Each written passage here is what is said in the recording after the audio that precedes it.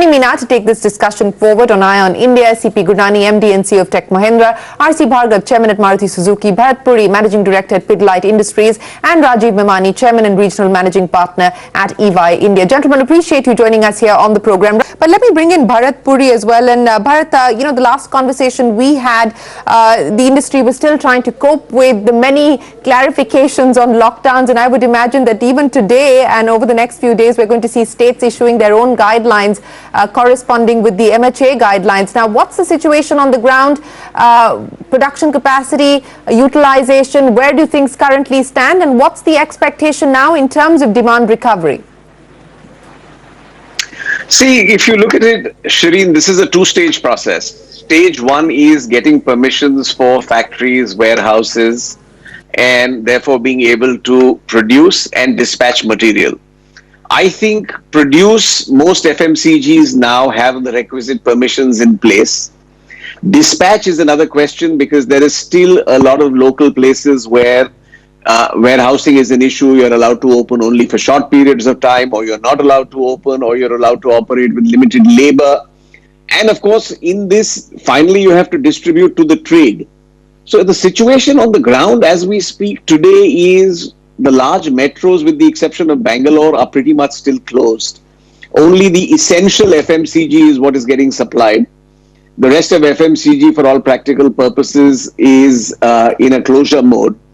You are finding parts of Karnataka, Kerala, which is beginning to open up, and rural and semi-urban India actually seems to be the one place where you are seeing at least things come back to almost 70% of where they were before all of this started. But at an all India level, given that the urban cities today, a Bombay, a Delhi, a Calcutta, an Ahmedabad, and Indore are for all practical purposes closed, I would say the industry at an overall level would be less than 50% on ground. Okay. But Bharat, in light of the measures that were announced by the finance minister, and I know that there's been a lot of conversation on the fact that there wasn't enough on the demand side. The government's argument is that, look, you cannot create these artificial distinctions between supply and demand. We've put in place supply side measures, and that will impact demand as well. But, what's your own sense about demand recovery given what has been announced so far? That's a difficult question, Shereen, for two reasons. One is we don't know in May what is the pent-up demand, and therefore what is it that you're fulfilling, and where is the new normal. And frankly, as near normalcy returns, you will be able to figure out where the water finally settles. Right now, very difficult to say from a demand recovery point of view. There is the optimistic view that, like China, we will have a V-shaped recovery. There are others who say it may be a W. The last one I heard is it may be bathtub-shaped. And the latest one I've heard is it's going to be like the Nike swoosh. So, frankly, my guess is as good as yours. Yes, I think we will have to wait for near normalcy. There was many CEOs on our poll who said that they expect a Nike swoosh kind of recovery. But Bharat Puri, I'll give you the final comment now. As we move forward, what are you going to be watching out for, and what are the wrinkles that you would like ironed out to ensure that everything that we've spoken of does in fact fall into place? See, two things, Shereen. The first thing that you're looking out for, obviously, and in consumer goods, we have a very simple correlation. If the economy grows, we grow.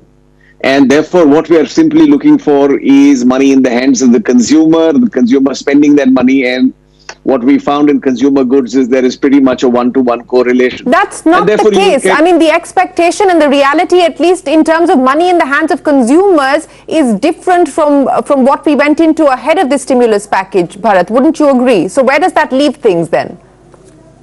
I think, given the almost extraordinary situation currently that we've been through, where is this going to settle? Where is the new normal? And how does consumer behavior change? I mean, it's clear, while you talked about an office change in behavior about working from home, things like preventive health and hygiene, this whole flight to value, a flight from China made material. Now, there's going to be a whole set of things we're all going to cognize of, and hopefully the smarter ones amongst us will innovate quicker than the others and hope, therefore, to grow faster. Having said that, I mean, as of now, if you ask me what are the wrinkles, it's clear we have to live with this virus. We're not going to conquer it. It's not going to go to zero.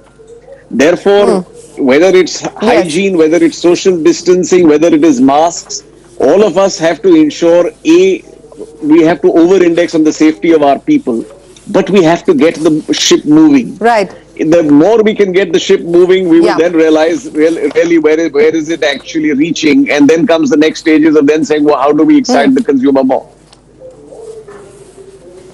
Okay, well, time will tell, and we will see how all of this pans out. But for this evening, Mr. Bhargav, Bharat Puri, C Gurnani and Rajeev Menani, many thanks for joining us here on this special edition of Eye on India. We'll take a break. There's a lot more coming up. Don't go anywhere.